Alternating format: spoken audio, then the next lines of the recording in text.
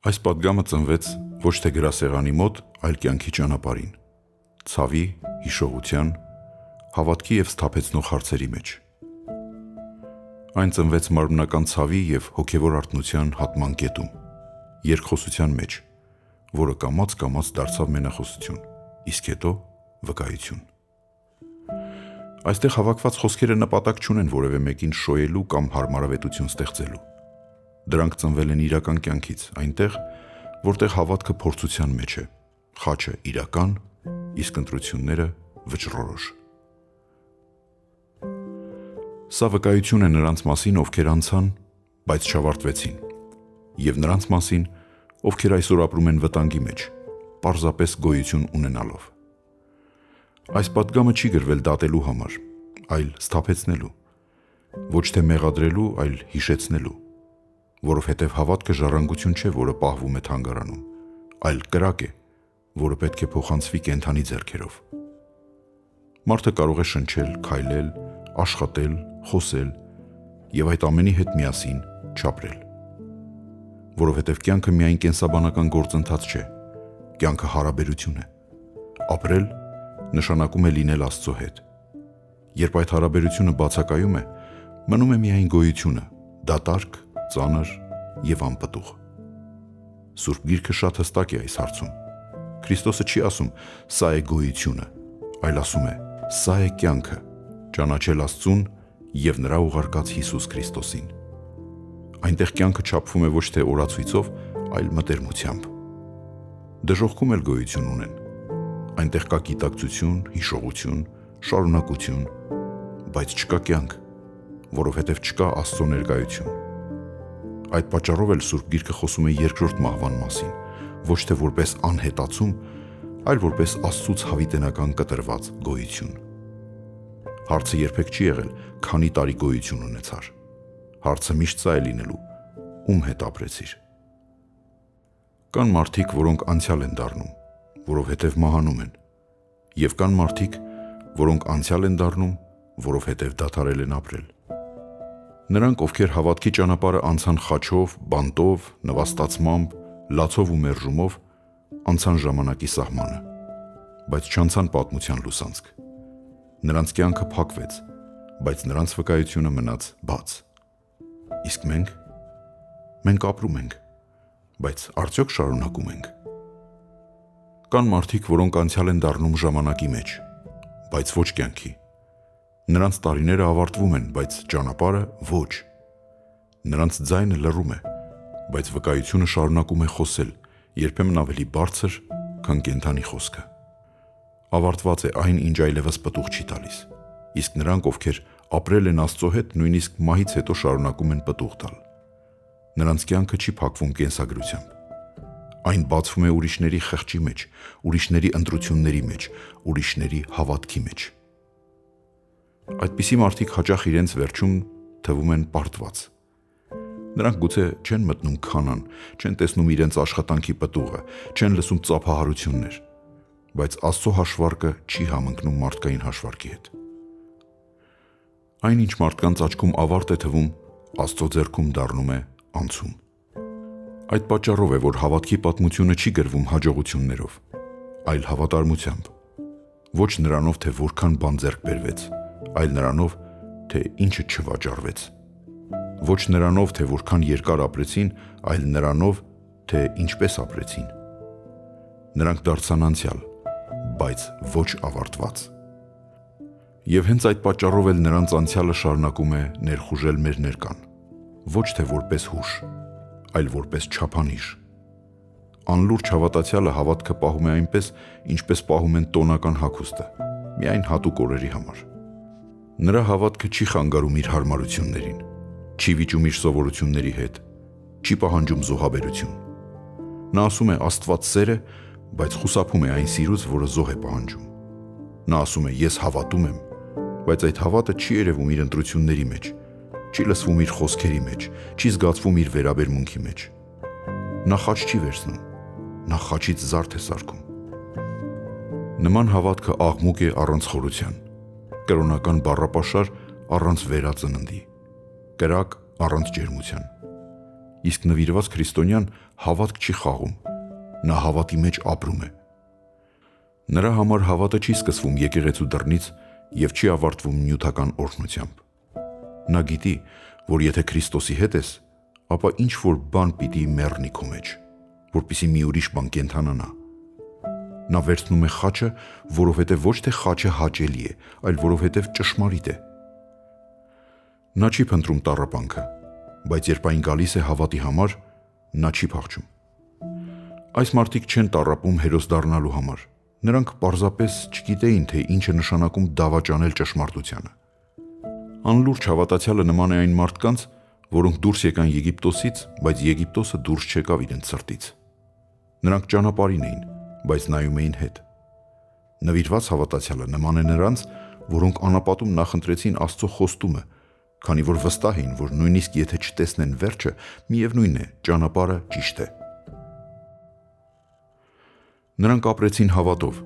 իսկ ոմանք ճիշտ է չտեսան խոստման իրականացումը, բայց դա չհամարեցին պարտություն։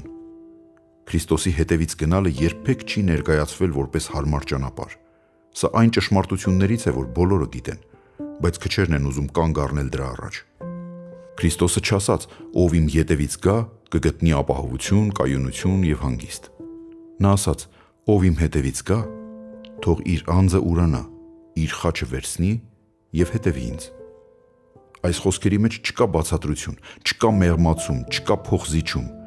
կա միայն ճանապարհ։ Սակայն ժամանակի ընթացքում շատերը փորձեցին այդ ճանապարհը դարձնել անցանելի, հարմար, անվտանգ։ Խաչը ոմանց համար դարձավ լոկ միայն խորհրդանիշ, բայց ոչ թե իրականություն։ Իսկ իրական խաչը միշտ ծանր է լինում, թե ներսի ու թե դրսի խաչ։ Կան մարդիկ, որոնք իրենց խաչն են վերցնում, և կան մարդիկ, որոնք ամբողջ իրենց կյանքով դառնում են խաչ ուրիշների համար։ Դրական իմաստով եմ ասում։ Նրանք հաճախ չեն ընտրվում, այլ մնում են։ Չեն փնտրում ուշադրություն, այլ կրում են բեռ։ Եկեղեցու համար խաչ դարձած մարդիկ սովորաբար իրենց ներկայության դեպքում չեն փայլում, բայց նրանց բացակայության դեպքում եկեղեցին դառնում է դատարկ։ Այդպիսի մարդիկ կային նաև մեր ժամանակներում։ Մարդիկ, որոնց անունները շատերին հայտնի չեն, բայց որոնց կյանքը ծանր ճանապարհ էր։ Նրանցից մեկն էր Վիկտոր Բելիխը։ Նա մարդ էր, որը կրում էր ոչ միայն իր հավատքի խաչը, այլև եկեղեցու խաչը։ Նա չէր հպարտանում իր կոչումով, չէր խոսում իր անցած ճանապարհի մասին բարձրաձայն, բայց նրա լռության մեջ կար այնպիսի ծանրություն, որը միայն խաչ կրած մարդն ունի։ Նրա գրած «Խաչի տակ Քրիստոսի ետևից» գիրքը ծնվել է ոչ թե գրադարանի մեջ, այլ փորձությունների, տառապանքների։ Այն գրվել է այն մարդկանց համար, ովքեր կարծում են, թե հավատքը կարելի է ապրել առանց ցավի։ Բելիխը չի նկարագրում իրեն որպես հերոս, նա պարզապես պատմում է ճանապարհը։ Եվ այդ ճանապարհը ցույց է տալիս, որ հավատքը երբեք չի եղել հարմարավետների համար, այն եղել է հավատարիմների համար։ Այսպիսի մարդիկ հաճախ թվում են ծանր։ Նրանց ներկայությունը հիշեցնում է ոմանց խանձված խիղճը։ Նրանք չեն թողնում, որ հավատքը վերածվի սովորության կամ հարմար ձևի։ Եվ հենց դրա համար էլ նրանք հաճախ մնում են միայնակ։ Բայց պատմությունը ցույց է տալիս, որ եկեղեցին կանգուն է մնացել ոչ թե փայլուն մարդկանց շնորհիվ, այլ խաչ դարձած մարդկանց հավատարմությամբ։ Նահատակները չմահացան, որովհետև կյանքը չէին սիրում։ Նրանք մահացան, որովհետև երբեք ստի հետ չհաշտվեցին։ Նրանք կարող էին լռել, կարող էին զիջել, կարող էին հարմարվել, բայց նրանք ընտրեցին, որ ավելի լավ է լինել ճշմարիտ անցյալ, քան ապրել կեղծ ներկայի մեջ։ Եվ այսօր նրանք արդեն անցյալ են, բայց ոչ ավարտված։ Իսկ մենք ներկա ենք։ Բայց հարցը սա է. արդյոք կենդանի ենք հավատով։ Կան քրիստոնյաներ, որոնք ոչ թե պարզապես եկեղեցի են հաճախել դա բավարար համարելով, այլ եկեղեցու համար խաչ են դարձել։ Դարձյալ դրական իմաստով եմ ասում։ Նրանց երբեք չեն հասկացել։ Կրել են անարդար քննադատություններ, բայց ճշմարտությունից չեն հեռացել։ Նրանք մնացել են, ծառայել են, լուռ, պահել են հավատը և երբեք այն նորաձևություն չեն դարձրել։ Նրանք այսօր գուցե անուն չունեն, բայց եկեղեցին կանգուն է հենց նրանց լռության վրա։ Նրանք դարձան անցյալ, բայց ոչ ավարտված։ Իսկ մենք կենդանի ենք, բայց արդյոք շարունակում ենք նրանց էստաֆետը, թե պարզապես օգտվում ենք նրանց հաղթանակից։ Հավատքը չի ժառանգվում արյամբ, այլ փոխանցվում է կրակով։ Եթե մենք չվերցնենք մեր բաժին խաչը, մեր հավատը կդառնա պատմություն առանց վկայության։ Եվ թող Աստված մեզ պահի այն վիճակում, որ երբ մի օր մենք էլ դառնանք անցյալ, մեր մասին էլ կարողանան ասել. նրանք անցան, բայց չավարտվեցին։ Քրիստոսի խաչը վերցնելը նշանակում է կամավոր ընդունել ճանապարհը, որտեղ քո եսը այլևս կենտրոն չէ։ Բայց կան մարդիկ, որոնք մեկ քայլ ավելի առաջ են գնում։ Նրանք ոչ միայն խաչ են վերցնում, այլ իրենք են խաչ դառնում եկեղեցու համար։ Խաչ, այսինքն բեռ, ոչ հաճելի, ոչ հարմար, ոչ հեշտ։ Եվ հենց այստեղ է, որ շատերը շփոթվում են։ Եկեղեցու համար խաչ դարձած քրիստոնյաները նրանք են, ովքեր ամեն ինչի մեջ չէ, որ տեղավորվում են։ Միշտ չեն ծափահարվում, միշտ չեն ընկալվում։ Նրանք հաճախ են անցյալի հարցեր տալիս, մեռած խիղճը հիշեցնում, սահմաններ դնում, լուր դիմանում, երբ մյուսները հոգնել են։ Եվ հենց դրա համար էլ նրանց ներկայությունը երբեմն ծանր է թվում։ Բայց խաչը երբեք թեթև չի լինում։ Եթե թեթև լիներ, խաչ չէր կոչվի։ Մովսեսի կյանքի վերջին տարիներին անապատը այլևս նոր չէր։ Ավազը նույնն էր, քամին նույնն էր, դժգոհությունները նույնպես։ Բայց Մովսեսի ներսում մի բան փոխվել էր։ Նա այլևս չէր ապացուցում, չէր արդարանում, չէր պայքարում իր կոչման համար։ Նա պարզապես կանգնում էր Աստծո առաջ և կրում էր ժողովրդի ծանրությունը ինչպես խաչ։ Երբ Մովսեսը ժայռին հարվածեց ու չփառավորեց Աստծուն ժողովրդի առաջ, Աստված արդարացիորեն ասաց. «Դու այս ժողովուրդը չես մտցնի այն երկիր, որ ես նրանց տալիս եմ»։ Շատերի աչքում այդտեղ Մովսեսը կարծես ավարտվեց։ Առաջնորդը, որը Եգիպտոսից հանեց, անապատով տարավ, օրենք ստացավ, բայց չմտավ Քանան։ Մարդկային հաշվարկով սա նշանակում էր Մովսեսի վերջը։ Բայց Աստծո հաշվարկը այլ էր։ Աստծո դատավճիռը հողի վրա, բայց ոչ երկնքում։ Այո, Մովսեսը չմտավ խոստացված երկիրը։ Բայց Աստված չասաց, որ Մովսեսը չի մտնելու իր ներկայության մեջ։ Եվ տարիներ անց,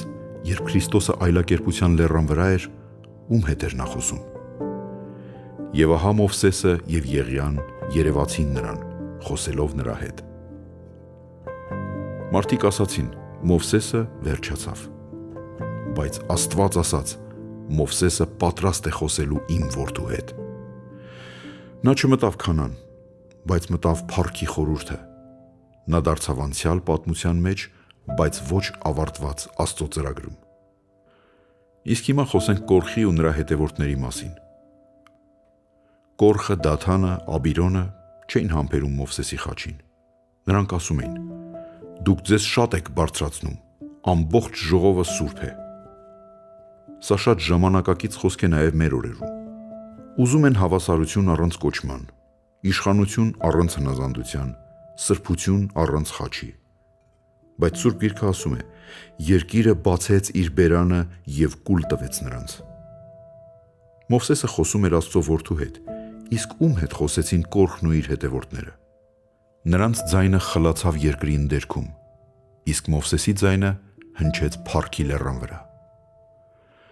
Մովսեսը մեղք գործեց, բայց խոնարհվեց։ Կորխը չմեղանչեց այդ պահին, բայց հպարտացավ։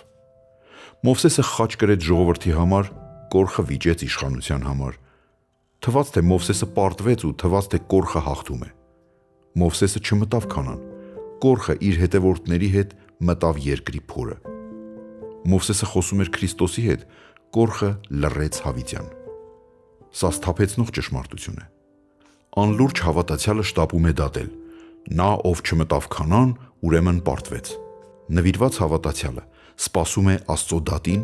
և գիտի, Աստծո հետ խոսելն ավելի մեծ պատիվ է, քան որևէ երկիր մտնելը։ Եվ այսօր հարց է ծագում. մենք ում ենք նման։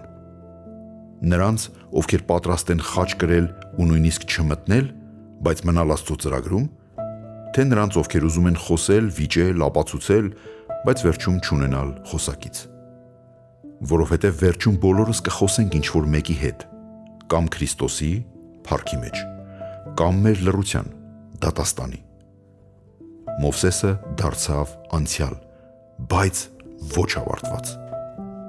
Կոր աղմկոտ ներկա էր, բայց առանց ապագայի։ Թող Աստված մեզ տա նախընտրելու խաչը, ոչ թե աղմուկը, և փառքի լեռը, ոչ թե բացված դժոխքը։ Ժողովուրդը հաճախ դժգոհում էր Մովսեսից. «Ինչու մեզ հանեցիր Եգիպտոսից, ավելի լավ էր այնտեղ մեռնեինք»։ Մովսեսը նրանց համար ծանր էր, որովհետև չէր թողնում վերադառնալ ստրկությանը։ Բայց Սուրբ Գիրքն ասում է. Մովսեսը հավատարիմ եղավ իր ամբողջ տանը։ Նա խաչ էր ժողովրդի համար, բայց այդ խաչից ծնվեց օրենք, կարգ, Աստծո ներկայություն։ Երեմիան մերժված մի մարգարե էր։ Երեմիայի մասին ժողովուրդն ասում էր. «Եկեք նրան դատապարտենք, նրա խոսքերին չլսենք»։ Իսկ ինքը գրում է. «Քո խոսքը գտա ու կերա,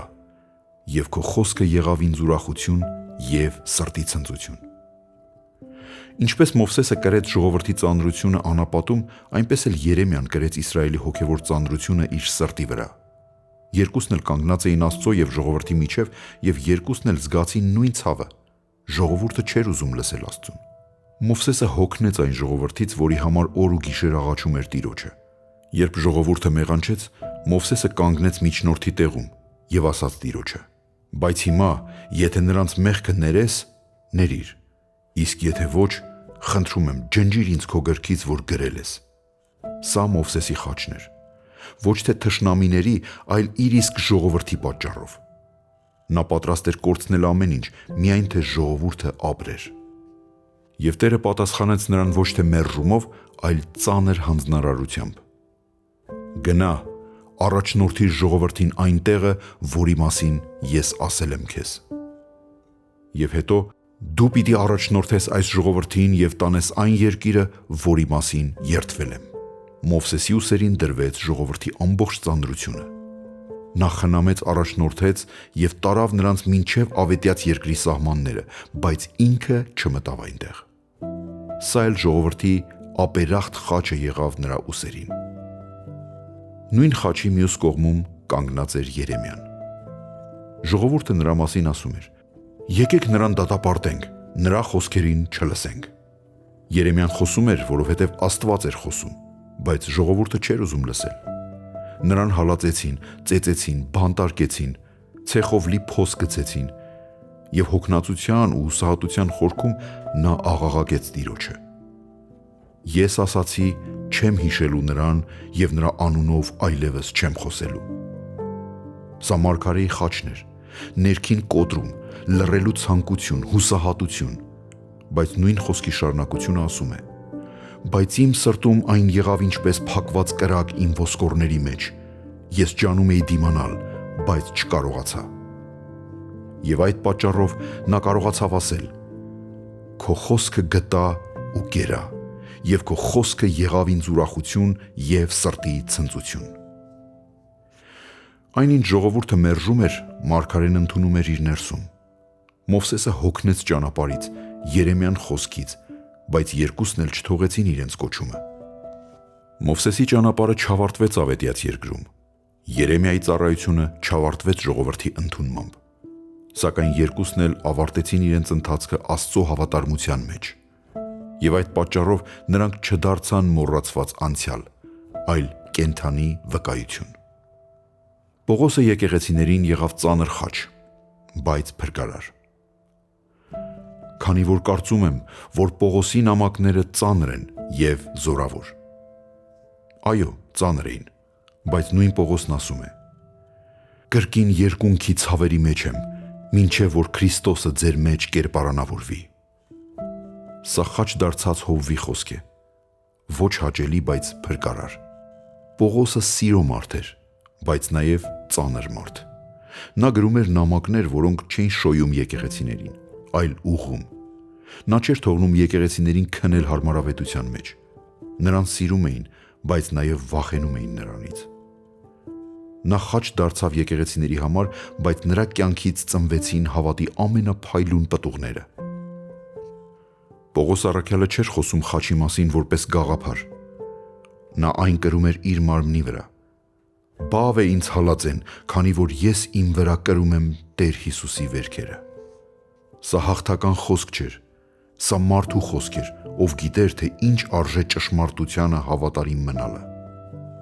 Նույն Պողոսը ցավով գրում էր Կորինթացիներին. Երբ առաջին անգամ եկա ձեր մեջ, քիչ էր մնում, որ ձեր աչքերն էլ հանեիք ու ինձ տայիք։ Իսկ հիմա ինչու թշնամի դարձա ձեզ համար ճիշտը ասելուց պատճառով։ Խաչը միշտ այդպես է։ Նույն մարդիկ, որ պատրաստ են սիրել քեզ, երբ դու նրանց հաճելի ես, դառնում են քո ընդդիմախոսները, երբ դու ասում ես ճշմարտությունը։ Եվ այս ճանապարհի ամենախորը վկայությունը ոչ թե առաքյալների կյանքում է միայն, այլ հենց Քրիստոսի մեջ։ Քրիստոսի խաչը, որից ծնվեց եկեղեցին։ Մենք քարոզում ենք խաչված Քրիստոսին, որ հրեաների համար գայթակղություն է, հեթանոսների համար հիմարություն։ Եթե եկեղեցին մոռանա խաչը, նա կդառնա կազմակերպություն եւ ոչ թե մարմին։ Քրիստոսը եղավ ամենամեծ խաչը եկեղեցու համար։ Նա ոմանց համար եղավ գայթակղություն, ոմանք այն համարեցին հիմարություն, ոմանք մերժեցին, բայց հենց այդ խաչից ծնվեց կյանքը։ Եթե Քրիստոսը փորձեր հարմար լինել, եկեղեցին երբեք չէր ծնվի։ Գեթսեմանի պարտեզում Հիսուսը աղի ու ղորմ լաց էր լինում։ Նա աղերսում էր, որ եթե հնարավոր է, այդ բաժակը հեռացվի իրենից։ Սա ցույց էր տալիս, որ խաչը հեշտ չէր, ոչ խորհրդանշական, ոչ թեթև։ Այն իրական էր, դաժան էր, մարդկային ուժերից վեր։ Բայց այդ նույն տեղում հնչեց խոսքը, որը դարձավ խաչի առանցքը. Թող քո կամքը լինի եւ ոչ թե իմը։ Ես կարդացի մի Աստծո մարդու վկայություն, որն ասաց. Նա, ով ասում էր, թե խաչի ճանապարհը հեշտ է, դա նրանից է, որ նա երբեք չի եղել այնտեղ։ Ես այնտեղ եղել եմ եւ գիտեմ, որ այնտեղ գնալու եմ միայնակ։ Սա է խաչի ճշմարտությունը։ Այն չի խոստանում ուղեկցողներ, չի խոստանում ծափահարություններ, չի խոստանում անվտանգություն։ Այն խոստանում է միայն մեկ բան. եթե այնտեղ ես, ապա Աստծո կամքի մեջ ես։ Եվ նրանք, ովքեր այդ ճանապարհով անցան, մարդկանց աչքում դարձան անցյալ, բայց Աստծո ծրագրում չավարտվեցին։ Սուրբ Գիրքը մեզ ցույց է տալիս 3 ճանապարհ, որոնք ավարտվում են 3 տարբեր հիշողություններով։ Կան մարդիկ, որոնք ապրել են, բայց դարձել են անհիշատակ անցյալ։ Նրանց անունները մնացել են լավագույն դեպքում միայն տապանաքարերի վրա։ Նրանք գործել են, բայց չեն թողել ոչ ուղղություն, ոչ էլ չափանիշ։ Նրանց կյանքը անցել է ինչպես շունչը սառը ապակու վրա։ Կան մարդիկ, որոնք դարձել են տխրահռչակ անցյալ։ Նրանց անունները հիշվում են որպես զգուշացում։ Կորխ, Աքաբ, Հուդա։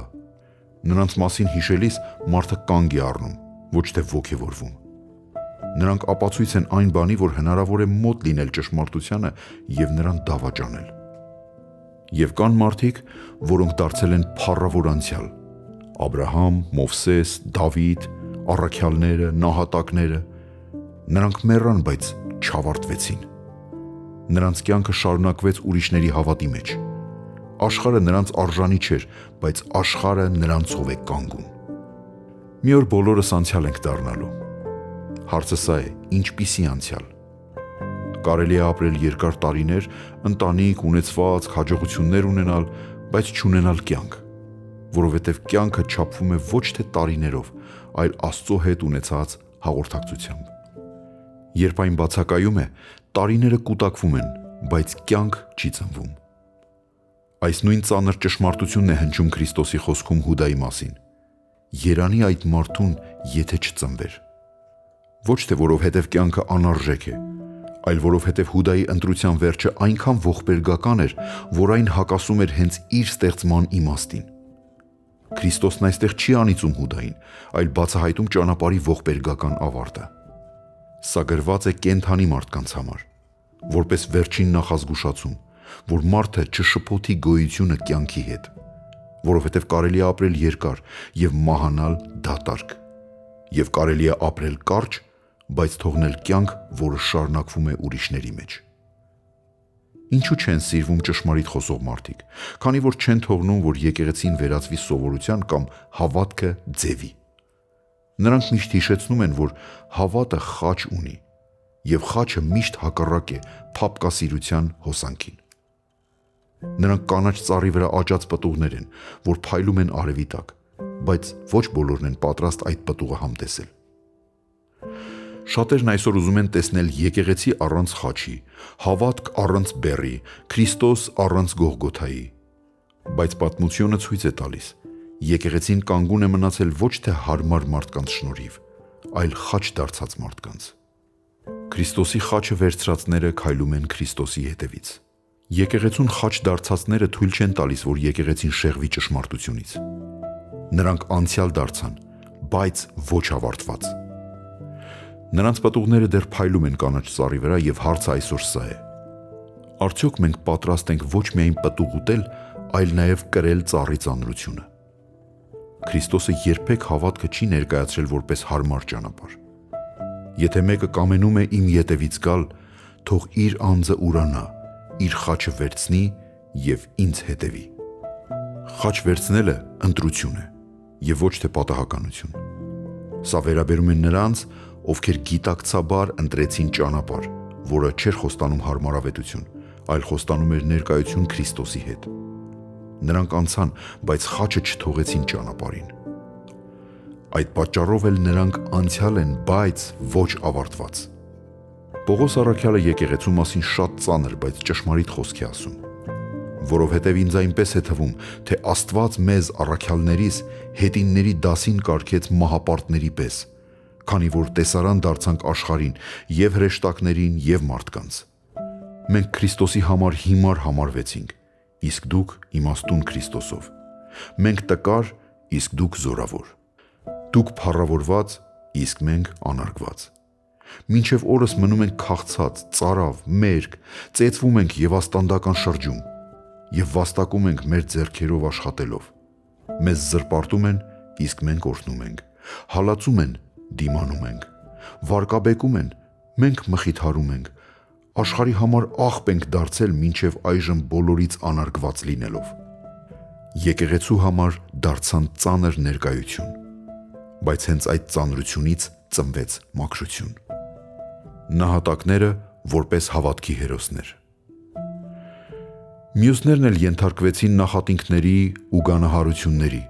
կապանքների ու բանտի։ Քարկոծվեցին, սղոցվեցին, փորձանքի մեջ ընկան, սրով սպանվելով մեռան, շրջեցին ոչխարի ու այծի մորթիներով ծածկված, ապրեցին կարիքի, նեղության, չարչարանքների մեջ, աշխարհը նրանց արժանի չէր, մոլորվեցին անապատներում, լեռներում, քարայրներում ու երկրի խորշերում։ Սուրբ Գիրքը նրանց մասին չի ասում, որ խեղճ էին, ասում է աշխարհը նրանց արժանի չէր։ Նրանք անցյալ դարձան, բայց ոչ ավարտված։ Քրիստոսի խաչը վերցրածները փրկվեցին, եկեղեցուն խաչ դարձածները պահեցին եկեղեցին։ Եվ այսօր հարցը այն չէ, թե ում ենք հարգում անցյալում, այլ արդյոք մենք պատրաստ ենք լինել նրանց շարունակությունը։ Եթե ցորենի հատիկը գետին ընկնելով չմեռնի, մենակ կմնա, բայց եթե մեռնի, շատ պտուղ կտա։ Նրանք մեռան, եւ մենք ենք նրանց պտուղը։ Եկ չդառնանք չոր ճյուղ, այլ մնանք կանաչ ծառի վրա աճած պտուղ, փայլուն, ծանր ու կյանք տվող։ Զբոսանավը կառուցված է հարմարավետության ու զվարճանքի համար։ Այնտեղ ամեն ինչ կա՝ փափուկ նստատեղեր, գեղեցիկ տեսարան, հանգիստ երաժշտություն եւ ամենակարևորը՝ ոչ մի վտանգ։ Ոմանց համար եկեղեցին հենց սա է՝ տեղ, որտեղ գալիս են հանգստանալու, լիցքաթափվելու, լավ զգալու։ Նրանք ուզում են խոսք, որը չի անհանգստացնում, քարոզ, որը չի հարցնում, հավատք, որը չի պահանջում։ Զբոսանավի վրա բոլորը ուղևոր են, բայց գրեթե ոչ ոք պատասխանատու չէ ուղղության համար։ Ռազմանավը այլ նպատակ ունի։ Այն գնում է ոչ թե հաճելի ջրերով, այլ այնտեղ, որտեղ ալիքները բարձր են, քամին հակառակ, իսկ վտանգը իրական։ Ռազմանավում բոլորը տեղ ունեն, բայց ոչ հարմարավետ։ Բոլորը հանձնարարական ունեն, բոլորը պատրաստ են զոհի։ Այնտեղ հավատքը զարդ չէ, այլ զենք, ոչ թե մարդկանց, այլ խավարի դեմ։ Ռազմանավի եկեղեցում խաչը թաքցված չէ, այն բաց է, ծանր է եւ հենց դրա համար էլ արդյունավետ։ Քրիստոս երբեք իր եկեղեցին որպես զբոսանավ չներկայացրեց։ Նա ասաց. «Ես իմ եկեղեցին կշինեմ եւ դժոխքի դռները չեն հաղթի նրան»։ Սա պատերազմի լեզու է, ոչ թե հանգստի։ Առաքյալները նավաբեկվեցին, հալածվեցին, բանտարկվեցին, բայց երբեք չասացին եկեղեցին պիտի հարմար լինի։ Խնդիրը այն չէ, որ ինչ-որ մեկը զբոսանավի վրա է։ Խնդիրն այն է, երբ զբոսանավը ներկայացվում է որպես նորմա, իսկ ռազմանավը որպես ծայրահեղություն։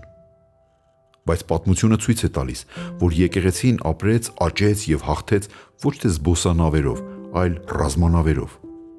Եվ այսօր մենք ապրում ենք այն ժամանակներում, երբ կրկին պետք է պարզվի՝ մենք ուղևորներ ենք, թե զինվորներ։ Զբոսանավը գեղեցիկ է խաղաղ ժամանակներում, բայց երբ փոթորիկ է, միայն ռազմանավն է, որ ուղղություն ունի։ Եվ եթե եկեղեցին մոռանա, թե ինչ նավ է, նա կկորցնի ոչ միայն իր առաքելությունը, այլ նաև իր անվտանգությունը։ Մեր անհանգստությունը տեղին է, խորն է եւ ժամանակի սրտին դիպչող։ Սա այն թեմաներից է, որ արժե ոչ միայն ասել, այլ նաև լռությամբ թողնել մարդկանց սրտերում։ Եկեղեցին դա բանակ է, իսկ բանակը դա հանգիստ վայր չէ։ Շատերին կոշտ է թվում, բայց իրականում դա պատասխանատվության սահմանում է։ Բանակը այնտեղ է, որտեղ հարմարավետությունը երկրորդական է, հանձնարարությունը առաջնային, իսկ վտանգը իրական։ Տանկիստի համար տանկը դեկորացիա չէ, այլ նեղ խցիկ, մրոտ դեմքեր, երկաթին հարվածող գլուխներ, մի կողմից կրակ, մյուս կողմից պայթյուն եւ հրաման՝ կատարել կյանքի գնով։ Այնտեղ ոչ ոք չի հարցնում, իսկ սնունդը ինչպես է, իսկ պայմանները փափուկ են, որովհետև եթե այդ հարցերը դառնան առաջնային, պատերազմում կպարտվեն։ Եկեղեցին նույնպես չի ծնվել հարմարավետության համար, նա ծնվել է պատերազմի մեջ, ոչ թե տանկերով,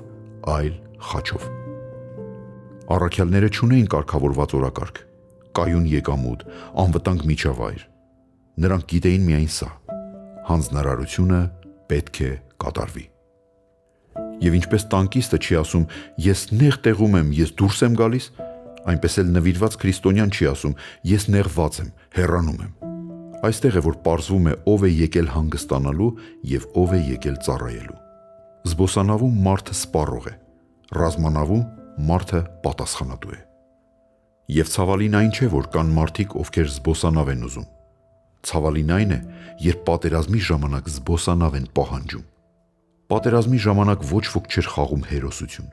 Նրանք պարզապես գիտեին, որ եթե չկատարեն հանձնարարությունը, թիկունքում ուրիշները կմեռնեն։ Եվ սա է այն հարցը, որ այսօր պետք է հնչի եկեղեցում, ոչ բարձրաձայն գոռալով, այլ խղճի մեջ։ Եթե մենք այսօր հրաժարվում ենք խաչից հանուն հարմարավետության, ով պիտի պաշտպանի ճշմարտությունը, երբ այն կրկին թիրախ դառնա։ Այս խոսքերը ծանր չեն, դրանք անհրաժեշտ են։ Սա այն անհանգստությունն է, որը ունենում են մարդիկ, ովքեր տեսել են թե ցավ, թե հաղթանակ, եւ հասկացել են, որ հաղթանակը երբեք չի ծնվում փափուկ պայմաններից։ Տերն իսկապես Հուդային ասաց, որ երանի այդ մարդը բնավ ծնված չլիներ։ Եթե նա ծնված չլիներ, գոյություն չէր ունենա, այդ դեպքում ինչպես նա կզգար իր չծնվելու երանությունը։ Քրիստոսի խոսքը առաջին հայացքից պարադոքս է թվում, բայց եթե խորանանք, կտեսնենք, այստեղ երանությունը զգացողություն չէ, այլ դատավճռի լեզու։ Քրիստոսը չի խոսում զգացող սուբյեկտի մասին, այլ խոսում է վերջնական արդյունքի մասին։ Այլ կերպ ասած, Հուդայի իրական գոյությունը ավարտվեց այնպիսի վիճակով, որ չլինելն անգամ ավելի լավ տարբերակ էր։ Սա սարսափելի ծանր խոսք է, բայց նաև շատ արդար։ Հուդան եղավ լույսի մեջ, բայց ընտրեց խավարը։ Նա տեսավ ճշմարտությունը, բայց 30 արծաթով վաճառեց այն։ Այդ պատճառով էլ Քրիստոսի խոսքը ոչ թե զգացմունքային է,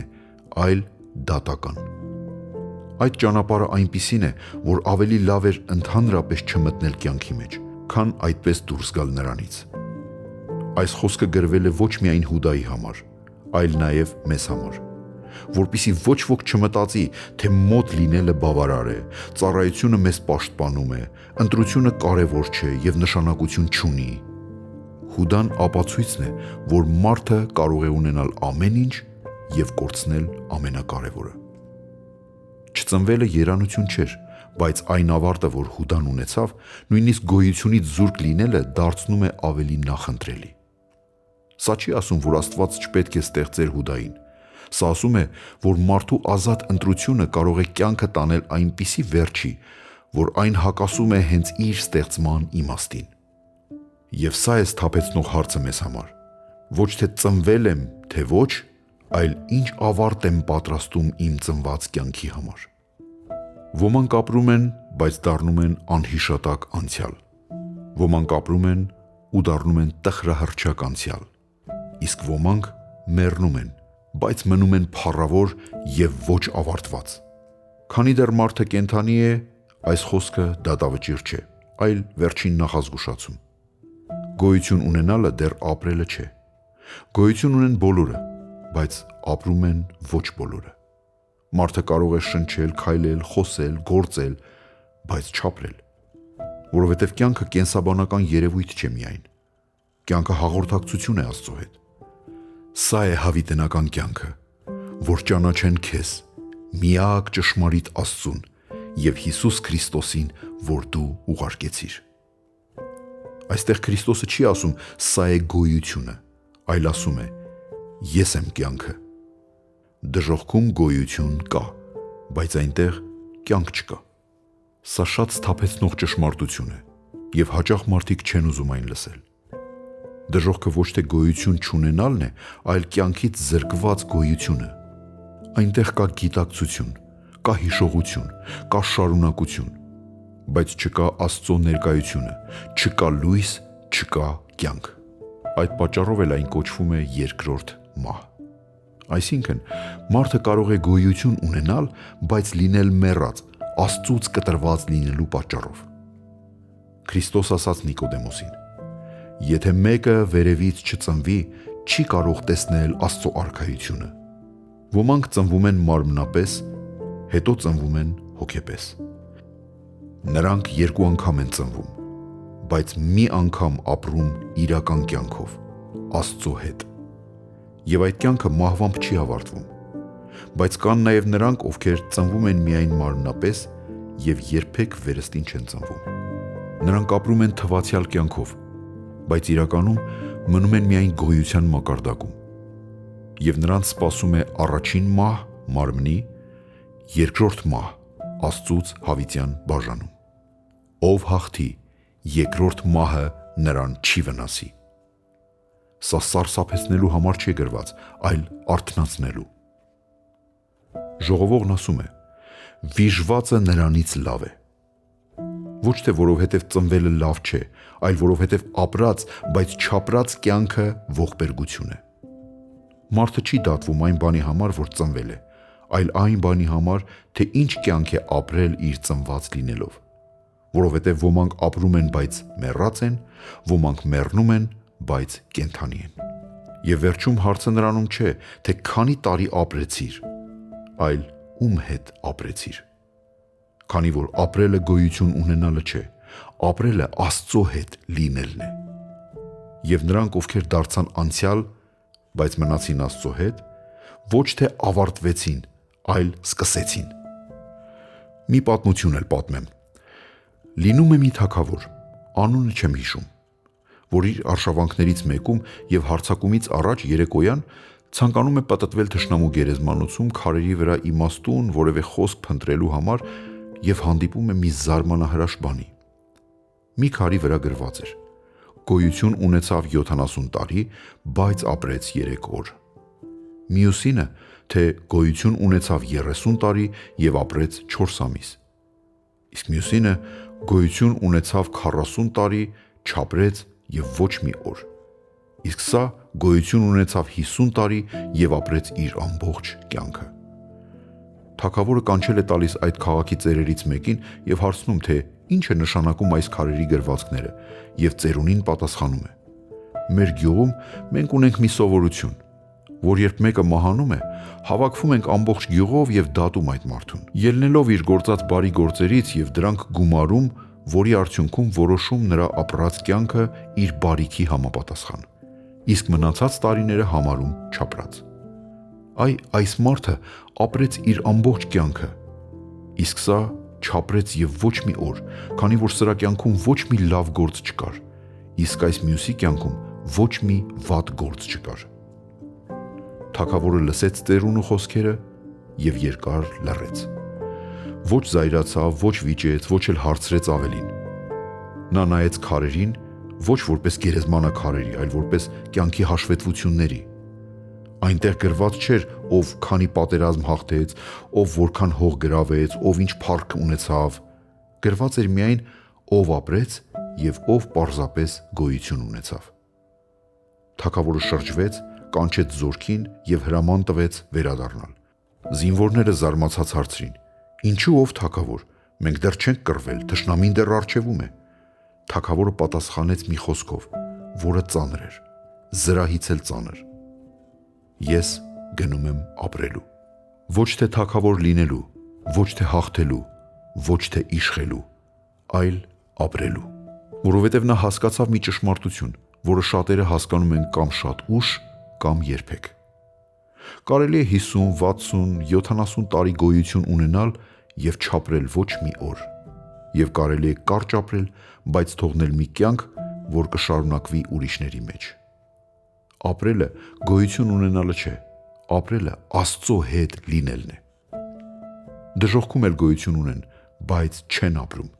եւ երբ մի օր մեր անունները նույնպես գրվեն ժամանակի քարերի վրա, թող գրված չլինի միայն գոյություն ունեցավ այսքան տարի,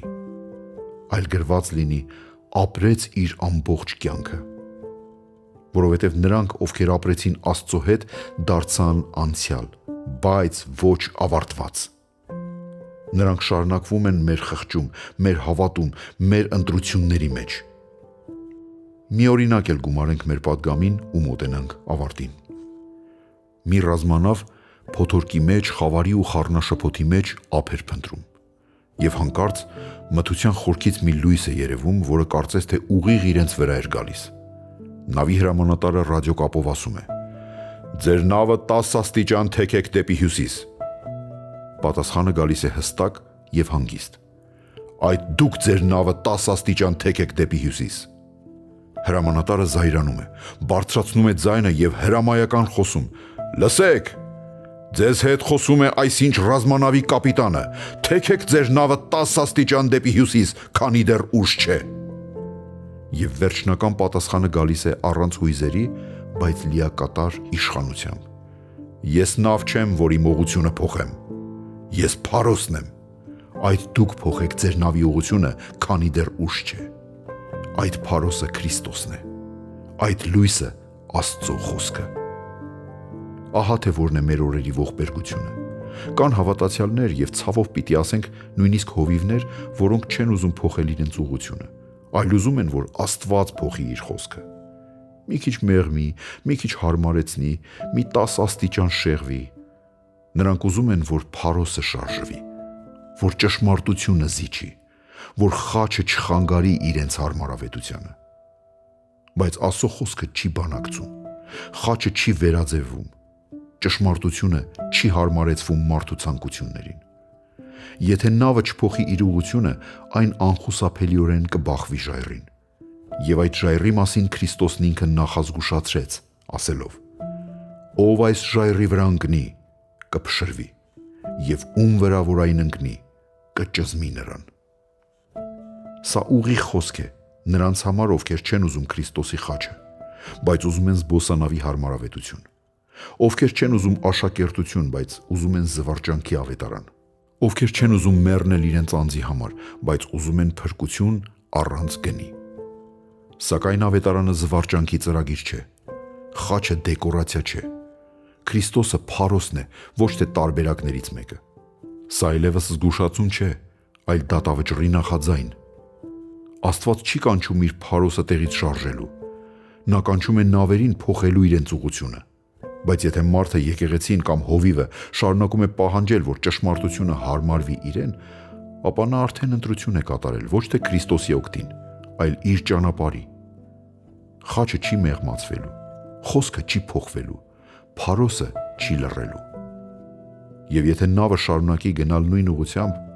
ապա բախումը լինելու է ոչ թե ողորմություն, այլ արդար դատաստան։ Սա խոսք է նրանց համար, ովքեր մերժեցին խաչը, բայց պահեցին ամբիոնը, ովքեր փոխեցին ավետարանը, որպիսի չկորցնեն լսարանը, չկորցնեն գանձանակը, ովքեր ընտրեցին հարմարավետությունը ճշմարտության փոխարեն։ Եվ այս պահին հարցը սա չէ, արդյոք փոթորիկ կա։ Փոթորիկը կա։ Հարցը սա է, ով կխոնարհվի մինչև բախումը։ Փարոսը չի փոխվում, խոսքը չի բանակցում, խաչը չի մեղմացվում։ Դու կամ կփոխես քո ուղղությունը, կամ ժայռը վերջնականապես կճզմի քեզ ու կավարտի քո ճանապարհը։ Քրիստոսը տարբերակ չէ, նա ուղղությունն է։ Եվ եթե այդ ուղղությունը մերժվեց, ապա անցածը կդառնա չավարտված, իսկ չավարտվածը դատաստան։ Փարոսը նախազգուշացնում է, ժայռը դատում, ընտրությունը մինչև բախումն է։ Խաչը մերժողը չի խուսափելու ժայռից, նա պարզապես արագացնում է բախումը։ Մինչև բախումը կա ժամանակ խոնարհվելու, բայց բախումից հետո այլևս արդարանալու հնարավորություն չես ունենալու։